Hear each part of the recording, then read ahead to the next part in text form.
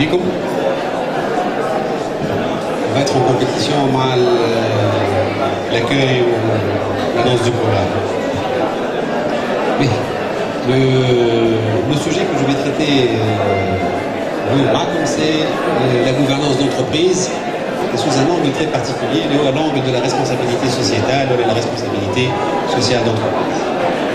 Et on va essayer de parcourir trois points, un peu l'historique, pour recadrer un peu avec l'origine de la responsabilité sociale et comment elle s'intègre dans les plans de gouvernance, les différentes écoles, les philosophies de responsabilité sociétale, surtout bien sûr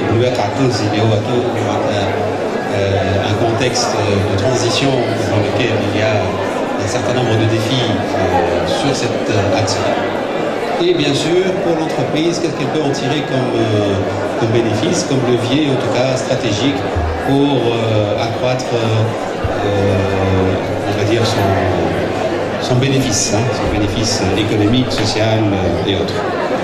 Voilà, ça c'était pour l'agenda. Comme on a démarré en retard, on va essayer d'aller un peu plus vite.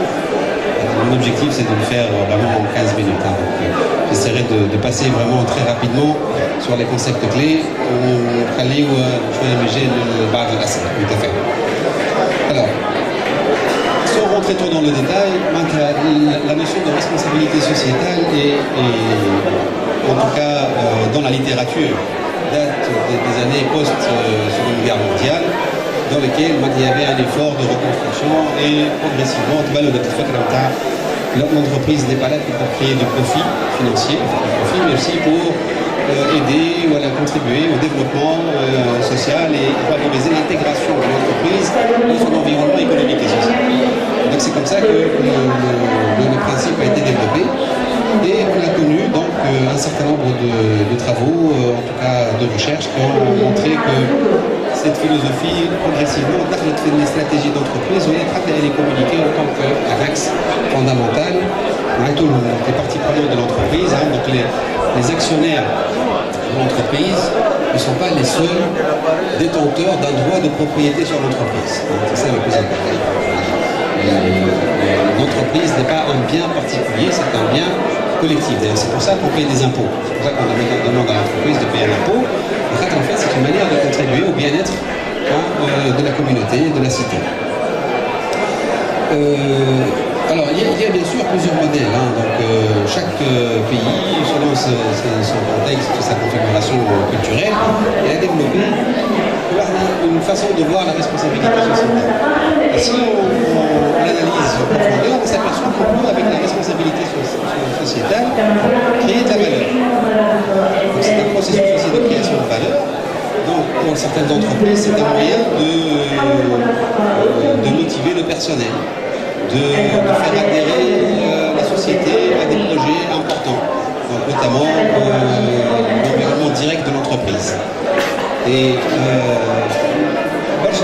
qui modèle les entreprises qui, par exemple, ont une image de pollueur, entre guillemets, une entreprise forcément ne produit des nuisances, en plus de ses services et produits, donc cherche à atténuer un peu ces nuisances en faisant soit de la compensation, indirecte ou indirecte. Donc la responsabilité sociétale a été utilisée un peu dans cette sphère-là qu'on appelle la sphère des parties prenantes. Donc, bien sûr, le Murtaoud, on a des bonnes pratiques, on a des référentiels et on trouve dans les principes de bonnes pratiques de RSE, la gouvernance, les droits de l'homme, les conditions du travail, la lutte contre la pollution, le respect des aides des clients et des consommateurs, donc l'information qui est liée aux produits, donc qui est une pratique de bonne gouvernance, de responsabilité sociale. Et l'engagement sociétal, et je dirais l'impôt volontaire. Je crois que l'impôt volontaire, la dette sociale, c'est quand l'entreprise, elle décide d'elle-même, je vais au-delà du prescrit. On me demande de payer 30% sur mes dividendes, sur mes bénéfices d'impôt, je vais payer 30%, ça c'est à l'État, et je vais rajouter peut-être X%, qui devient bien sûr des actionnaires de prix, pour la communauté, pour des جينيرال اللي هما يعاونوا المؤسسه باش تندمج في المحيط نتاعها. هذاك هو déjà مثلا c'est pour réduire encore une fois la nuisance de cette entreprise qui forcément prend une place et gêne en tout cas un certain nombre d'acteurs. Pour donner un exemple peut-être concret, les entreprises de transport public, le transport en commun, même si elles délivrent un service public, aujourd'hui sont de plus en plus appelées à intégrer le volet responsabilité sociétale.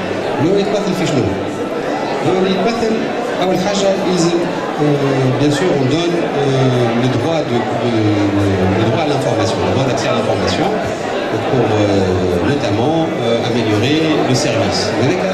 C'est commercial. Mais on peut faire au-delà de donner un droit d'information, on peut aussi impliquer les sociétés de transport public dans la réduction de la pollution. Le transport public, c'est une manière aussi de réduire les voitures individuelles, c'est une manière aussi de réduire les achats de carburant, etc. Donc, les services publics ont forcément une dimension sociétale. Et c'est pour ça qu'on peut faire la promotion du service public.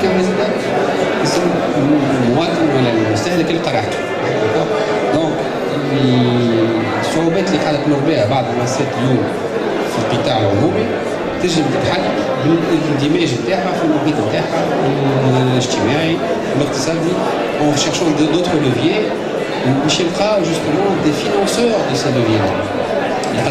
L'idée, c'est quand on sort avec des programmes, si on fait un programme de lutte contre la pollution, voilà, un programme pour ramassage scolaire. On ne sort pas chaque matin des voitures dans lesquelles, individuelles, là on regroupe les enfants par école, par classe, on trouve des astuces pour massifier les flux, réduire le trafic, réduire la décongestion, réduire les accidents, etc. La congestion des routes, bien sûr. Et donc, comme nous trouvons nous trouvons l'état de la responsabilité sociétale. Donc, on a dit cet exemple-là. Bien sûr, on peut être pour, on peut être contre. Comme dans toute chose, il y a des pour et des contre. Parmi les choses qui sont pour, qui m'ont rappelé comme un impact social, environnemental, mort. On peut être contre على خاطر الفما مؤسسات نجموا نكونوا يستعملوا شويه un peu cet axe-là, cette stratégie-là, pour améliorer leur image. D'accord? Comme le cas de compagnies pétrolières, il y a eu le cas Shell, la plateforme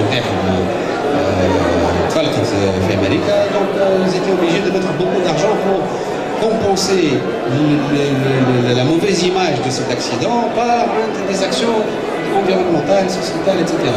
C'est un peu pour se racheter, pour réduire l'impact. Donc, donc on peut utiliser des budgets pour justement réduire un peu, orienter l'opinion publique, donc voilà, les gens qui sont contre. Pour prendre un peu la vision globale, donc, on a les trois dimensions, sociale, environnementale, économique. Donc les films, on a une intersection qui me chauffe tout. La durabilité de cette stratégie. La question, c'est comment on formule une politique RSE et l'aligner avec la vision stratégique de l'entreprise. C'est ça le point focal de cette présentation, c'est qu'on part d'une entreprise qui a ces préoccupations-là, les trois préoccupations, ces trois piliers, qui fait qu'elle va faire une politique de responsabilité sociale. Bien sûr, le FAMA, c'est on fait comme les autres. On fait un benchmark, on copie ce qui se fait ailleurs. J'ai chez les cas, un domaine particulier, je vais regarder ce que font d'autres sociétés dans le même domaine, ici ou ailleurs, et on s'aligne et on commence à faire des choses. C'est aussi de l'apprentissage, d'accord? Comme on peut mettre des méthodes un peu plus sophistiquées. Alors, quand on commence à mettre des méthodes sophistiquées, il faut choisir les écoles de pensée qu'il y a derrière. Voilà. Et donc, si on connaît un peu les concepts clés qu'il y a derrière, en fait, il y a trois écoles, dont l'école canadienne qui a vraiment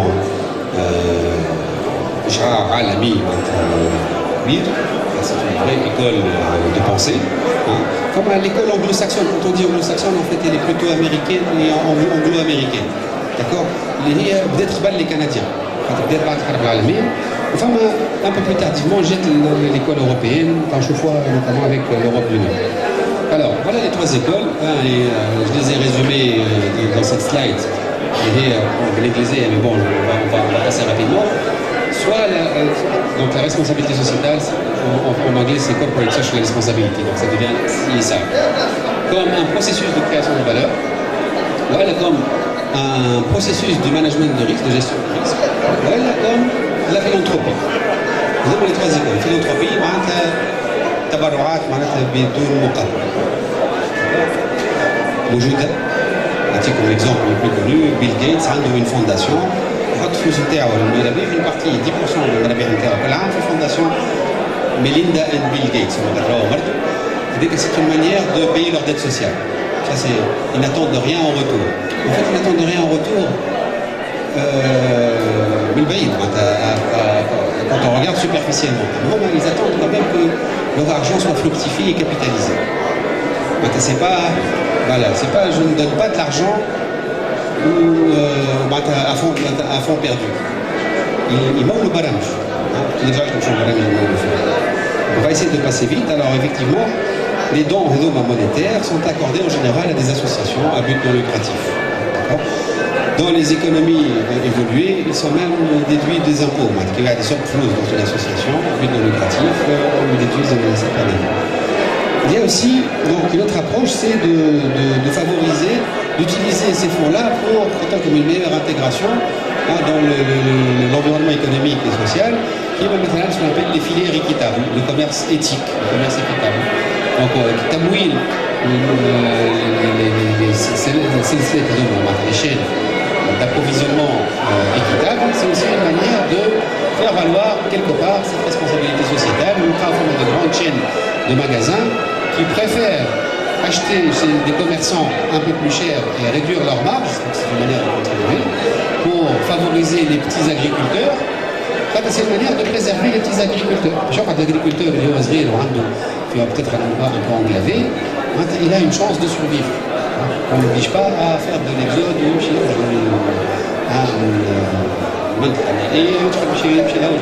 se rapprocher de la ville. Donc c'est aussi une manière de rendre service à la société. Et bien sûr, le troisième volet, le risk management, de manière huilée un peu par les cas d'incidents. Donc les pétroliers en général, les entreprises dans l'énergie font très attention un peu à ce volet risque. Et ça leur permet surtout d'améliorer les rendements en maîtrisant un peu mieux les risques. Voilà, donc je vais aller très vite. Donc je vous ai parlé tout à l'heure de Bill et Melinda Gates Foundation. En fait, ils financent par exemple des programmes de vaccins pour l'Afrique. C'est des programmes qui sont utiles dans le sens où on développe des vaccins, en général des biosimilaires, un peu génériques, pour justement permettre à des pays à revenus faibles d'avoir accès quand même aux qualités de soins. Et c'est des recherches qui sont financées par des fondations. Une boîte pharmaceutique, en général, n'a pas intérêt à faire un vaccin, elle est les rentables. La fondation, elle peut se permettre de faire un vaccin rentable au bout de 20 ans, voire rentable au bout de 30 ans. C'est l'économie sociale et solidaire. Donc retenez bien ce nom.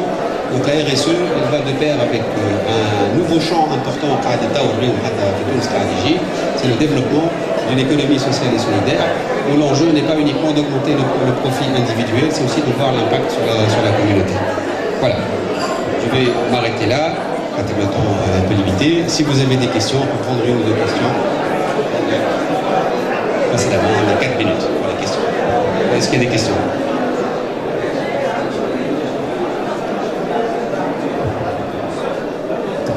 Merci pour cette présentation très claire sur les RSE.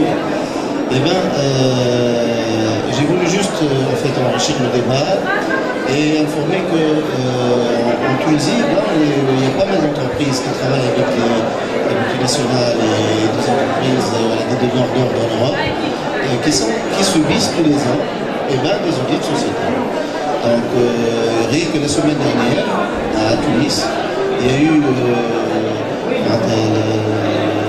la visite chez Tommy Ralph Lauren des États-Unis pour parler de ce concept-là et qui vont entamer justement, j'étais présent, qui ont entamé donc ces audits-là, RSE, pour des entreprises et des grands fabricants qu'on est tous, dans le domaine de l'habillement, textile et même automobile, etc. Voilà. Donc il y a même une norme. Donc aujourd'hui, la loi 26 000, donc effectivement, qui est une norme volontaire, ce n'est pas une norme obligatoire.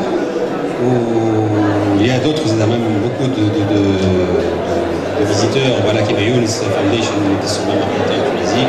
Donc comme aujourd'hui, tout un mouvement, quelque part, il a démarré il y a quelques années, même sous l'égide des Nations Unies, c'est le Global Compact.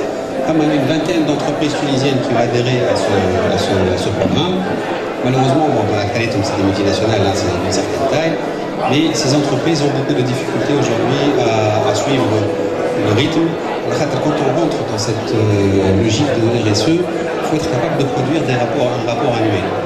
Et si vous voyez le rapport annuel, il nécessite d'avoir des référentiels pour pouvoir mesurer l'impact. Donc un impact social n'est pas facile à mesurer. Un impact financier, le bilan, c'est facile un bilan financier. Mais quand on est dans l'économie sociale et solidaire, on parle de triple bottom line, donc on a en fait trois lignes à lire, donc il faut les mesurer. À part le résultat financier, il y a le résultat social et le résultat environnemental. Mais il y a quand même des écoles qui sont en train de développer en finesse des référentiels qui m'a le GIN, des Global Index. Donc GIN et GIIN. Donc c'est un métrique qui permet d'avoir les métriques qu'on peut utiliser dans les cas des économies, en tout cas basées sur la solidarité et sur l'inclusion sociale. Donc, ce sont des choses que vous devriez savoir, donc évidemment qu'on pourra développer en Tunisie si on les met en norme tunisienne. Je crois que c'est pourquoi ça pose un problème, c'est que cette économie sociale et solidaire ne relève d'aucune tutelle et n'est pas valorisée fiscalement ou socialement. Donc il faudrait qu'on arrive peut-être à mettre une stratégie nationale en RSE pour être capable de valoriser, d'orienter les initiatives de ce genre. Les hommes vont forcément vont avoir un impact beaucoup plus rapide que les grands programmes. L'avantage quand on est dans les régions, c'est que les entreprises de la région peuvent, par diffusion et fertilisation croisée, développer de l'activité qui a du sens et qui a de la valeur pour la société. Est-ce qu'il y a une petite question? Très bien. Je pense que je suis à l'heure. Merci.